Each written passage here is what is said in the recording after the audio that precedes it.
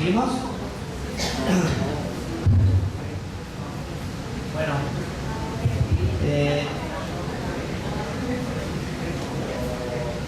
veamos en esto de la síntesis.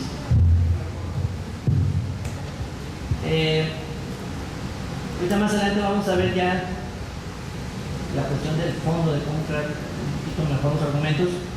Hay muchas cosas que yo no estoy omitiendo aquí en mi plática, porque el tema nos lleva más a la cuestión de la forma de las sentencias, porque creo que ya tuvieron otros módulos donde analizaron más a fondo la cuestión de la argumentación, pero sí voy a tocar al final 2 o 3 puntos que me parecen importantes y que son muy prácticos para poder ir mejorando nuestra capacidad de argumentar.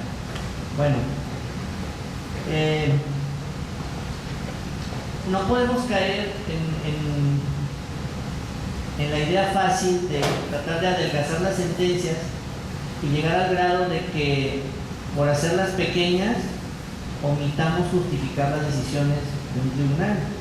Igual del lado del litigante, que por tratar de evitar textos largos, pues omita atacar bien lo que le afecta. Debemos encontrar un punto medio, y esto no se alcanza sin prueba y error. O sea, creo que aquí debe de entrar ya la capacidad de llegar a diseñar ustedes mismos un método que les permita saber cuándo es indispensable abundar en un punto y cuándo no, cuándo se resuelve con un argumento muy concreto. Y aquí nos lleva a algo que hay un tratadista de argumentación jurídica que se llama Daniel González Daguerre, que le llama sensibilidad dentro de la argumentación. Hay un librito de él que se llama Emociones, Responsabilidad y Derecho, de Marcial Pons. Y ahí habla de que así como nos metemos tanto en la cuestión formal de la argumentación, la cuestión del silogismo, de las premisas, de dar un fundamento, una garantía de un argumento, etc., también dice que juega un papel importante las emociones. No argumentamos igual si estamos metidos en el asunto, si no estamos concentrados en el asunto, que si sí lo estamos. Y eso pasa también con un juez. Si un juez dicta sentencias el último día para completar las estadísticas que le piden, pues no creo que vaya muy bien reflexionado en todos los puntos que llevan esa sentencia, ¿no? Su criterio jurídico. También si el litigante lo hace a las 11:50 de la noche del último día del término, pues creo que tampoco va a ir tan bien reflexionado lo que hace, ¿verdad? Entonces, todo eso parecen cuestiones de risa, cuestiones accesorias, pero todo eso juega un papel que al final se refleja en la calidad de nuestros argumentos. Les decía de la manera en que podemos diseñar un método muy básico para crear esto de la síntesis y crear argumentos. Como les decía, lo primero es leer, tener una visión global del asunto, hacer esa síntesis, y una vez que tenemos esa síntesis debidamente pulida, extractada, con los argumentos pertinentes que vamos a manejar, hay que llevar un orden en la investigación. Lo primero que tenemos que investigar es la ley. ¿Qué dice la ley sobre el caso que estamos resolviendo o sobre el punto que queremos argumentar? Luego, ¿qué dice la doctrina? Y luego, ¿qué dice la jurisprudencia? En ese orden. No podemos empezar viendo la jurisprudencia. Es lo peor que pueden hacer. Pues va a ser divagar. Ley, doctrina y jurisprudencia. A mí me ha dado resultado. Se los puedo comprobar que es un buen método. Si ustedes se ponen a buscar jurisprudencia, van a perder, para empezar, mucho tiempo. Hay cosas que se resuelven con la ley, ¿no? Obviamente, estos 3 pasos no son excluyentes entre sí, ¿verdad? No quiere decir que si vimos una respuesta en la ley, que no tenga que ocuparme de la jurisprudencia, ¿verdad? O de la doctrina. Estas 3 etapas las tienen que hacer siempre, pero en ese orden, ¿sí? Y ya una vez que tengan delimitados los temas que van a abordar. No se pueden poner a investigar esto si no tienen delimitados los temas que van a abordar. Y hasta ahorita no han redactado nada, solo tienen una síntesis, ¿de acuerdo? Y deben de tener papeles de trabajo, deben de tener una libreta de apuntes, sus post-it, pues ustedes es un método, creo que no es infalible, ¿verdad? Yo les recomiendo que tengan una libreta de espiral, lo que quieran, se escribe, lo que quieran. Si son muy fresas, pues ya compran una más elegante. Pero lo importante es que tengan algo donde siempre tengan sus notas de trabajo, donde vayan anotando, sobre todo, la cuestión de la historia procesal del juicio. Eso es algo que deben de tener siempre a la mano. El que no tengan que estar regresando el expediente cuando quieren revisar. Pero si se desahogó una prueba testimonial, llegan el expediente. No es lo mismo checar 2 páginas con mis apuntes a ir y chutarme los 2 tomos del expediente, ¿verdad? ¿Cómo hacer esas notas en esa libreta? Tienen que poner fecha, sentido de esa determinación y folio. Algo muy sencillo. No se van a poner a copiar todo el auto que dijo el juez, ¿verdad? Porque para eso van a abrir su expediente. Pero esas notas tienen que ir ahí y sirven tanto para hacer una demanda como para hacer una sentencia.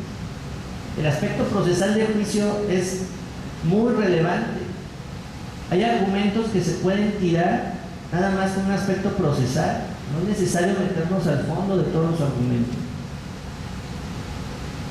Si el juez, o vamos a ponerlo más dramático, la sala responsable, está argumentando que la acción es improcedente porque es nulo el documento fundatorio, yo hago mi síntesis, me pongo a investigar en ese orden que ya les dije, ley, doctrina, jurisprudencia, llego a la conclusión de que sí está mal la sala.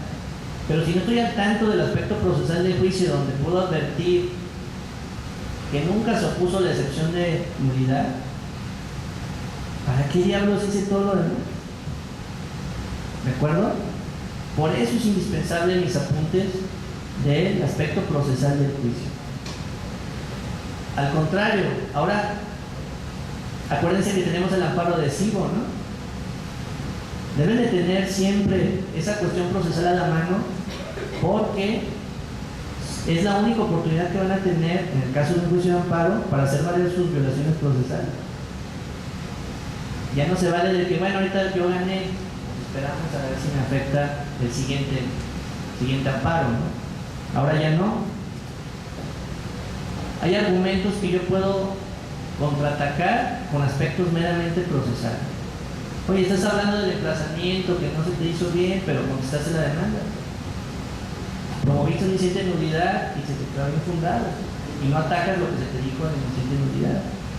No ofreciste esa prueba, ese testigo nunca se tuvo por desahogado.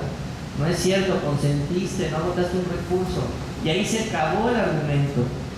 No todos los argumentos se van al fondo de la cuestión planteada. ¿De acuerdo? Por eso es importantísimo tener una visión global y procesal del asunto que estamos analizando. Y para eso sirve esa libreta. Entonces, repito, ¿cómo hacer esas notas?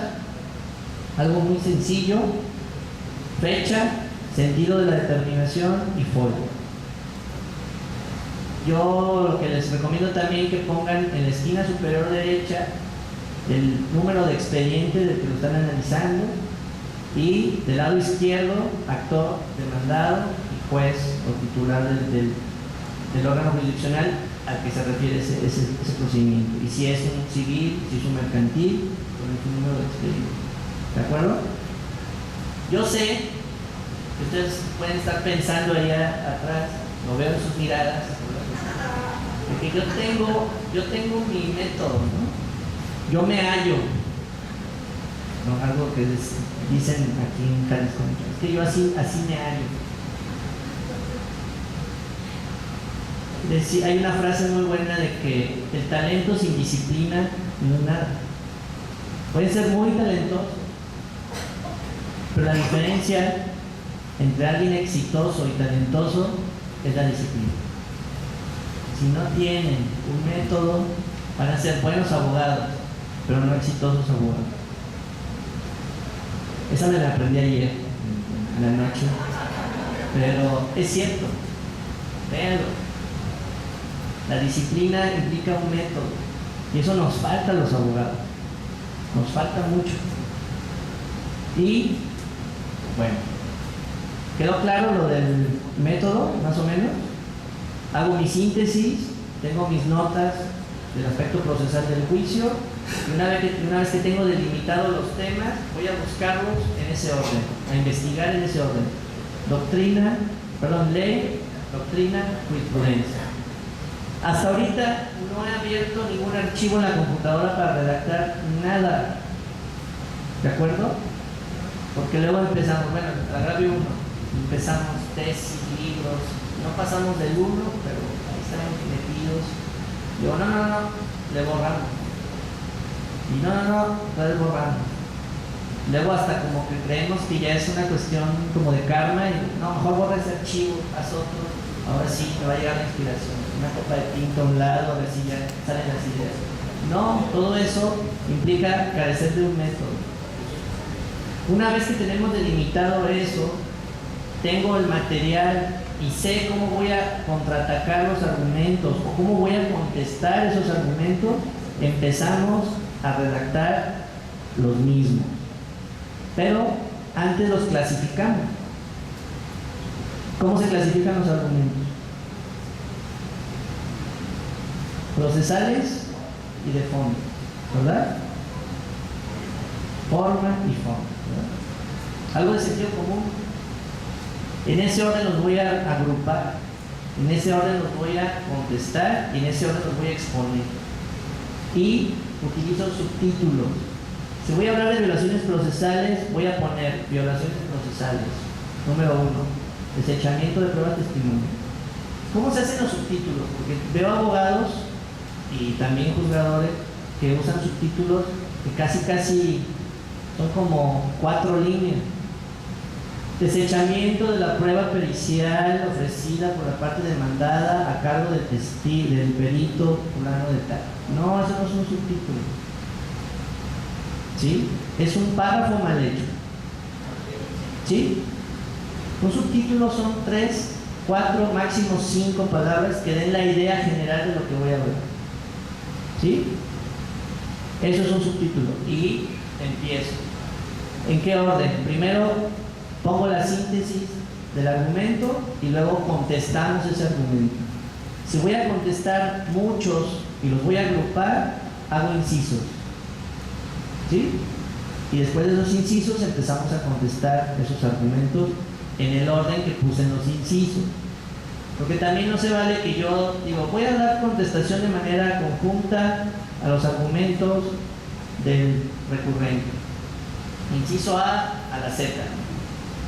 Y luego, los argumentos son infundados porque el artículo X dice esto, de ahí que son infundados todos, ¿no?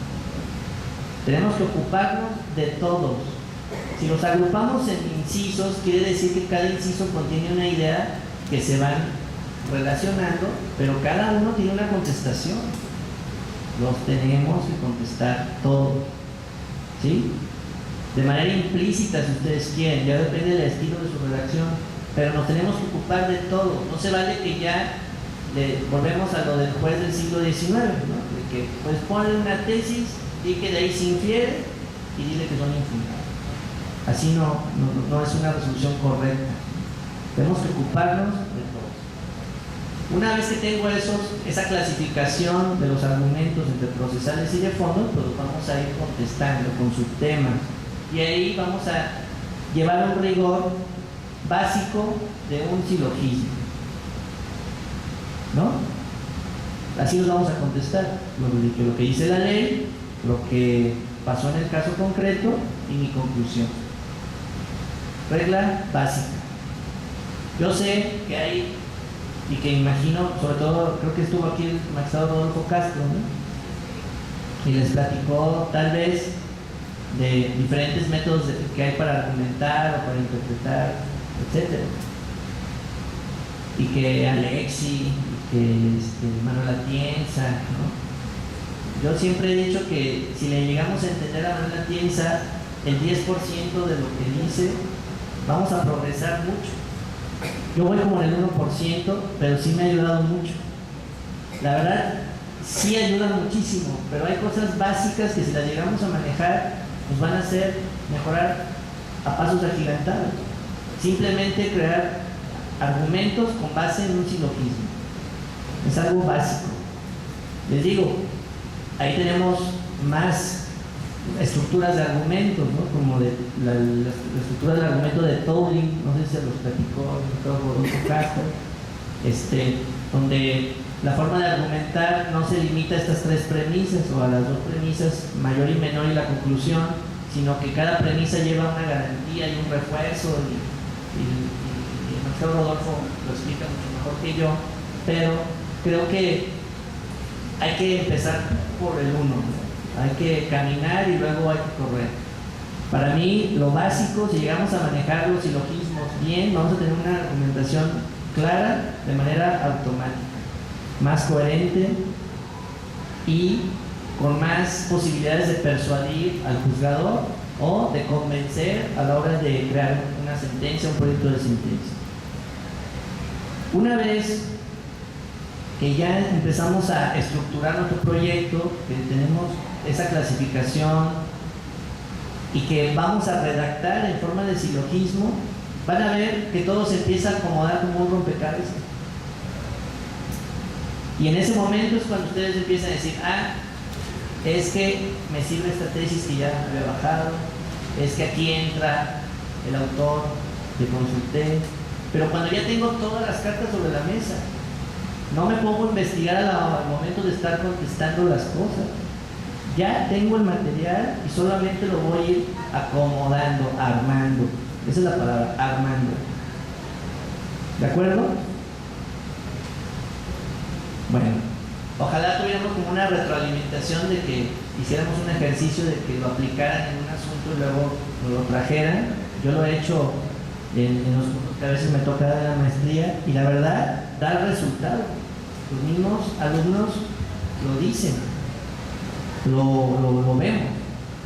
Y créanme, si alguien ya lo hace, algo parecido, no me va a dejar mentir, que es totalmente, quitas hasta el estrés. ¿Sí? Es hasta medicinal este método, porque no estamos al cuarto para las 12 pensando a ver qué más se me ocurre o hablando por teléfono al litigante amigo, decir, oye, ¿te ha tocado un asunto parecido? ¿No tienes ahí un amparo que le quede más o menos? ¿O está buscando como loco en las 1500 tesis de Dios a ver cuál me fusilio? Eso creo que evita tener un método. Ahora, no es el único, les digo. Les estoy pasando algo que yo veo en mi experiencia y que se puede enriquecer obviamente con todo lo que ustedes ya tienen y la experiencia que ustedes tienen. Pero lo que sí quiero dejar claro para pasar a los otros temas es de que no podemos redactar sentencias ni demandas si no tenemos un método. Eso sí, creo que no se puede soslayar con el así me hallo y esas cosas, ¿verdad? Bueno,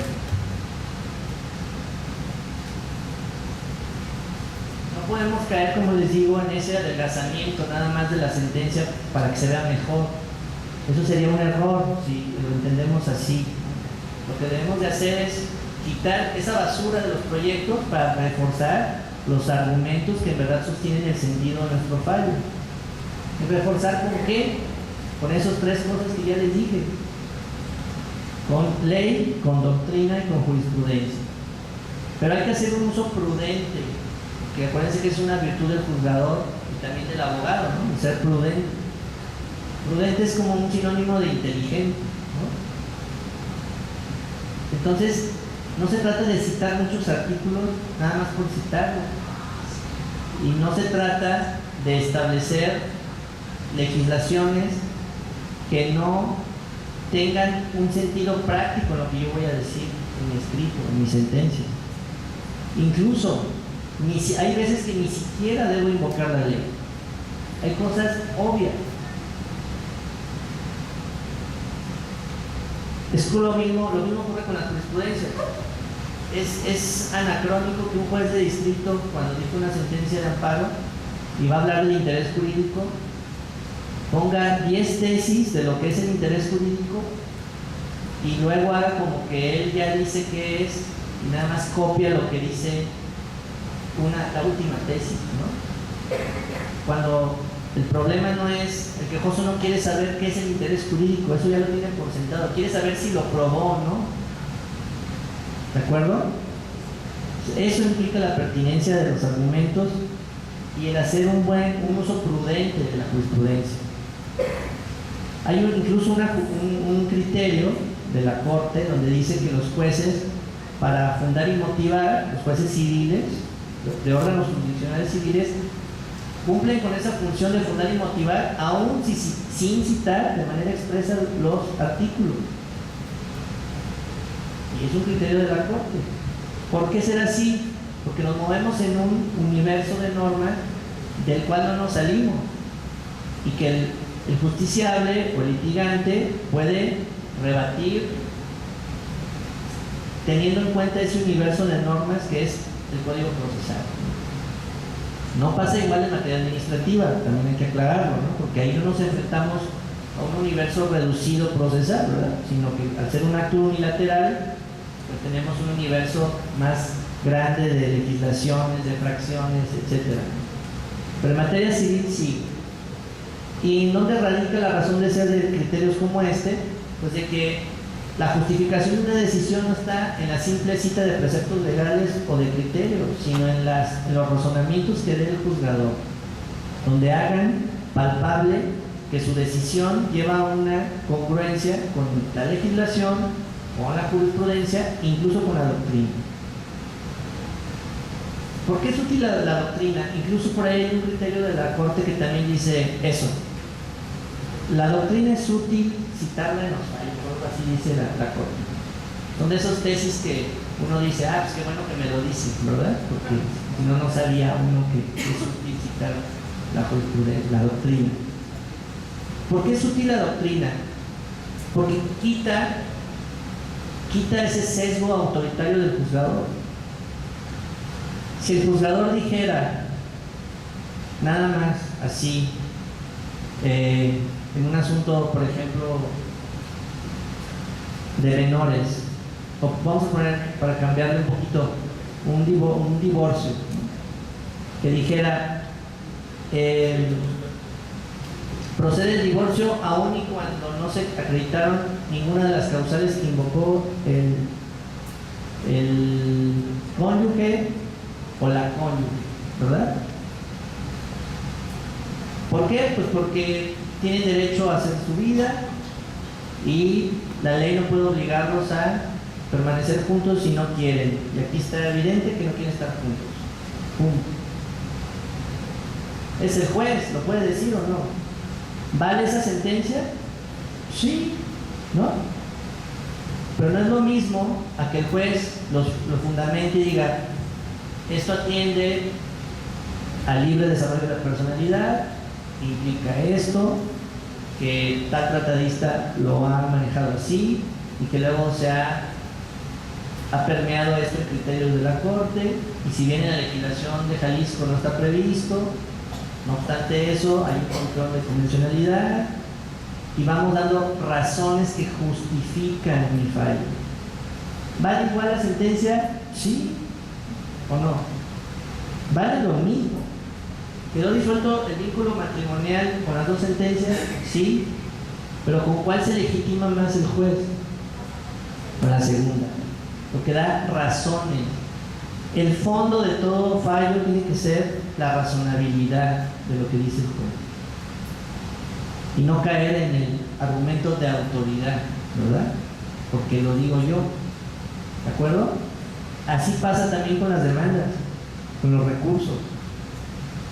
Un argumento viniendo de un litigante, un argumento dogmático, pues la verdad eso y nada es lo mismo, porque están en una posición diversa a la del juzgador, ¿no?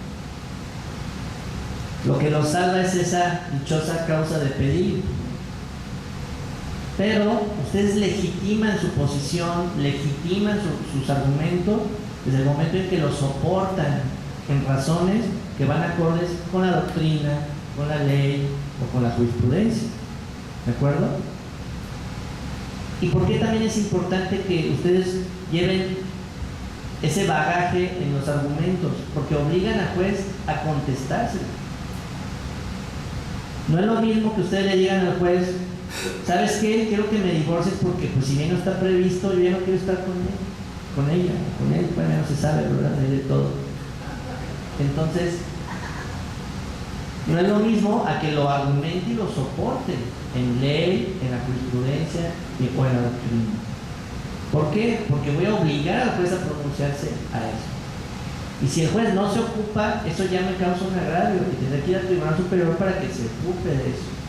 Que me digan por qué la doctrina no es aplicable para nuestro entorno jurídico. ¿De acuerdo? Una vez vi una resolución donde un juzgador le puso: y si bien es cierto que citas a 10 autores que dicen lo contrario a lo que yo estoy diciendo, pues nada más es eso, doctrina. Así que no me obligo. ¿Está bien? Yo creo que está bien, es válido, ¿no? El juez, como les digo, usted puede decir lo que quiera, él es el juez, pero no es correcto. ¿Por qué? Porque si bien no es algo vinculante, el juzgador tiene que decir por qué no. Debe decir por qué no. Porque es incompatible con su criterio esa doctrina que está sustentando el tal autor en una obra. Podría conceder el amparo un tribunal colegiado para que se pronuncie un juez para ver si es aplicable o no cierta doctrina en un asunto. Está discutible, ¿no? Porque podrían decir los positivistas recalcitrantes: no, es que estoy obligado nada más por la ley y la jurisprudencia, y a eso sí tengo el deber de acatar y de pronunciarme, pero la doctrina no, porque implícitamente estoy diciendo que no me obliga, ¿no? Y aparte es doctrina. Pero creo que no. Yo sí creo que tiene un punto de quiebre, porque la doctrina, la legislación incluso, debe de tener una cierta coherencia con el estado jurídico que tenemos. Y porque ahora tenemos algo que se llama control de regularidad constitucional, que una simple posición doctrinaria de un juez puede hacer cambiar la norma o no. Les pongo un ejemplo concreto que está pasando con los jueces familiares. Hay jueces que declaran disuelto el vínculo matrimonial en el primer auto. Sí lo hacen así, ¿verdad? A veces. Hay 2 jueces que lo hacen. ¿Eso está previsto en la ley? ¿Con base en qué lo hacen?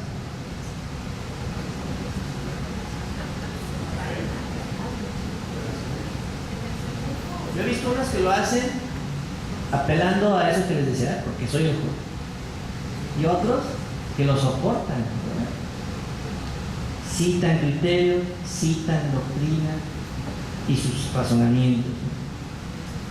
Pues porque si lo volteamos, si lo vemos a la inversa, porque si un quejoso invoca cierta doctrina para que se tome en cuenta y se discuta, se debata, ¿por qué no hay obligación del juez de contestarlo? ¿No? ¿De acuerdo?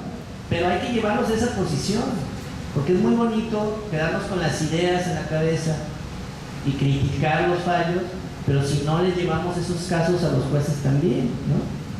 Maestro, yo digo que obviamente la doctrina es mega orientadora, pero si los litigantes argumentan por qué es aplicable al caso concreto, ahí sí el juez está obligado, porque es la causa de pedir. Entonces, la obligación del juez es, aunque no es establecido en la ley, tiene que fundar y motivar. Si no lo hace, incurre en responsabilidad en su actuar, que aquí se vería sancionado por medio del Consejo de la Judicatura por desacatar o no argumentar bien. Entonces, yo digo que los litigantes tienen que invocar la doctrina, pero siempre y cuando que esté ligada o vinculada con los hechos. Sí, pero ese es el punto, el de no citar por citar, ¿no? Con eso inicié la plática, ¿no? Dije que hay que argumentar, no hay que nada más transcribir cosas y ponerlas. Si parte de mis argumentos se soportan en una tendencia doctrinaria, yo creo que el juez tiene que justificar su decisión del por qué, no obstante que la ley dice lo contrario, no va a asumir esa postura doctrinaria tampoco. Se puede resumir en eso, puede resumirse en un argumento del juzgado de decir, ¿sabes que esa doctrina está basada en la legislación de Argentina, por ejemplo? Y no es aplicable por los principios que contiene la legislación de Jalisco. Algo así, pero se tiene que ocupar. No se vale, porque eso implica opacidad de los jueces. No se vale que nada más lo den por sentado. ¿Por qué? Porque eso ya viola el principio de congruencia. Es un aspecto de la litis, es un aspecto que se le hizo valer, eso es la causa de pedir. Entonces, ese es mi punto de vista. Es discutible, por eso lo anticipé, es muy discutible. Pero creo que si estamos hablando que una resolución judicial encuentra su legitimidad en la razonabilidad de sus fallos, en la justificación de los mismos, pues no podemos dejar de atender ese tipo de cosas, menos cuando ahora tenemos un entorno como el que tenemos actualmente de control de regularidad constitucional, donde un juzgador puede llegar incluso a inaplicar normas, ¿no? Entonces, ahí se los dejo también como un tema.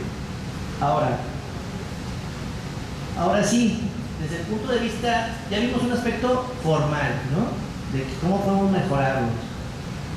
Desde el aspecto del tipo de letra, vimos que son aspectos que son periféricos, pero que al final sí tienen un impacto en la claridad. Pero ahora, desde el punto de vista argumentativo, ¿cómo podemos construir un buen texto judicial, ¿no? Para empezar, hay que hacer un análisis, como viene en su temario, del párrafo, el papel que juega el párrafo en un texto, en este caso judicial. El párrafo no es otra cosa que una unidad de comunicación intermedia entre el enunciado y entre un apartado o el texto. Es decir, está ahí en medio, ¿no? No es ni tan pequeño como un enunciado, ni tan grande como un apartado del texto o todo el texto del que estamos hablando. Tiene una unidad, una identidad gráfica.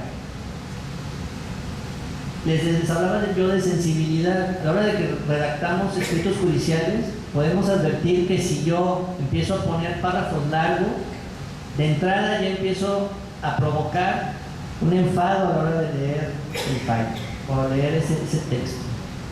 Si yo pongo ya desde la forma, la presentación del texto, un texto agradable a la vista, con subtítulos, con párrafos a un nivel de letra adecuado, y hablando de párrafos propiamente, con párrafos cortos, con lecturas comprensibles en cuanto a las ideas que contiene, lo vamos haciendo también más digerible, más atractivo. Por eso tiene este cariz de tener una identidad gráfica en cuanto al texto judicial. También tiene una unidad significativa, porque como les dije hace rato, el párrafo debe de contener una idea, ¿sí? Debe de tener el desarrollo de un tema, un subtema o aspectos determinados del texto global. No podemos estar brincando de una idea a otra en un solo párrafo. Cuando les hablé de los subtemas es porque vamos a dividir nuestro estudio de manera congruente. Si vamos a hablar de violaciones procesales, yo no puedo estar intercalando párrafos donde empiece a decir, por lo tanto, se violó el principio de congruencia porque en la sentencia no se ocupó de todos mis argumentos. Oye, espérate, estábamos hablando de desechamiento de una prueba pericial o de una testimonial, y luego te vas a esos extremos, ¿sí? Ya no tiene congruencia nuestros argumentos. Y sí quiero ser reiterativo. Yo sé que ustedes no tienen la obligación de ser tan perfeccionistas si lo vemos desde un punto de vista práctico, pero esto es lo que garantiza el éxito de sus argumentos. Ustedes hacen una mezcolanza de argumentos de forma, de fondo, de lo que quieran, en un solo párrafo o en 3 párrafos, es muy probable que no tengan ese impacto a la hora de la decisión que ustedes esperan. Entonces, cada párrafo debe tener el desarrollo de un tema, subtema o aspectos propios concretos del texto que vamos a desarrollar. Son un instrumento para organizar el texto y orientar al lector sobre esa organización. Pero antes de escribir, tenemos que planear lo que vamos a escribir. Ese es también un punto central de los párrafos. Yo no me puedo poner a hacer argumentos si no planeo, si no tengo ya previsto con el método que ya les platiqué, lo que voy a decir en el contenido de esos párrafos. Eso es lo que provoca las contradicciones lógicas en que incurrimos a la hora de crear argumentos, igual en la sentencia, el ser repetitivo. Más cuando son asuntos grandes, cuando son asuntos complejos, si no llevamos esa coherencia, esa metodología, incurrimos en muchas contradicciones. Un día, espero que no esté aquí alguien involucrado en ese asunto, desde una sala del Supremo Tribunal, un día conseguimos un amparo porque la sentencia empezaba diciendo que iba a reasumir jurisdicción, luego empezaba a analizar los elementos de la acción, y luego analizaba los presupuestos procesales, y luego analizó parte de los agravios, y terminó revocando, y total que era un relato esa sentencia. Hasta dudábamos que en verdad lo haya hecho alguien que fuera de un órgano jurisdiccional. Se concedió el amparo, y incluso les voy a pasar el precedente. Se concedió el amparo porque era ininteligible. Así dijimos. De hecho, el proyecto yo lo hice pues, como un proyecto estándar de congruencia, pero el titular puso énfasis en eso. Dijo, no, hay que explicar qué es congruencia, qué es la congruencia interna, qué es la congruencia externa, el por qué no se puede estar saltando de decir que sí se acreditaron los elementos de la acción, pero luego que no se acreditó el presupuesto procesal, y luego analizar los agravios. Tenía falta de claridad, falta de congruencia, y eso llevaba a una violación flagrante a la seguridad jurídica del involucrado en ese asunto, ¿no? El quejoso. Entonces, a eso nos puede llevar si no tenemos un buen método, una buena división de lo que vamos, o planeación de lo que vamos a abordar en nuestros escritos. Ahora, para escribir párrafos claros, concisos y coherentes, es necesario saber qué se quiere decir. Ustedes siguen esta regla. Cada párrafo, un tema. Y teniendo en cuenta los siguientes elementos. El asunto del texto judicial es la materia de todo el texto. Si voy a hablar de un amparo, el asunto del que voy a hablar es del juicio de amparo, ¿sí? No me voy a salir de ahí, porque luego parece que estamos redactando entre un híbrido de un recurso de apelación y un recurso de revocación y un amparo, ¿sí? Nuestro léxico cambia, el lenguaje cambia. Yo no le puedo decir agravios, son conceptos de violación, ¿sí? Yo no puedo decir el juez de instancia, la autoridad responsable. Yo sé que suena como muy estricto, pero es lo que nos da coherencia a la hora de argumentar. También otro punto. Tema significa el sujeto, objeto o estado de las cosas sobre el que va a versar nuestro párrafo. Como les comentaba, si mi subtema y mis párrafos que voy a redactar son de violaciones procesales, se va a limitar a eso mis párrafos, a esas violaciones procesales. Si tengo 10 violaciones procesales, haré 10 subtemas y mis párrafos se van a referir a la idea de ese subtema nada más. ¿De acuerdo? Esa es la idea a la hora de tener claros qué es lo que voy a poner en el contenido de esos párrafos. Y también otro concepto, el comentario viene a ser ya el desarrollo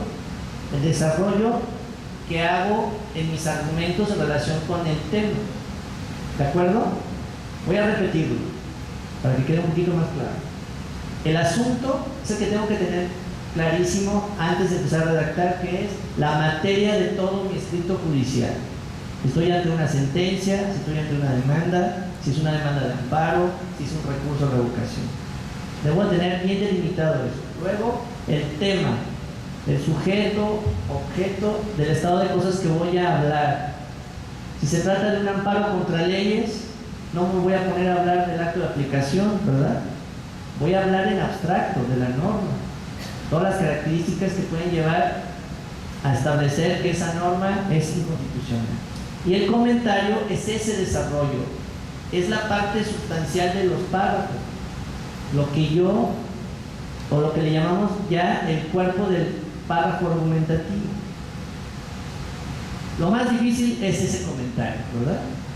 A la hora de redactar. Pero si hicimos los pasos de nuestro método, ya tenemos nuestro material ahí. De ahí van a salir los argumentos, de ese contraste que ya tenemos ahí de la investigación. Y van a ver que ya es una cuestión como de un rompecabezas. Cuando ya tenemos todo ese material ahí, lo único que vamos a empezar a hacer es armarlo, a ir metiendo en cada parte correspondiente de nuestro escrito los argumentos que van a dar soporte a cada tema. ¿De acuerdo? Reitero la recomendación de hace rato: párrafos cortos. No les podré dar una medida de cuántas líneas debe de tener un párrafo, sería absurdo.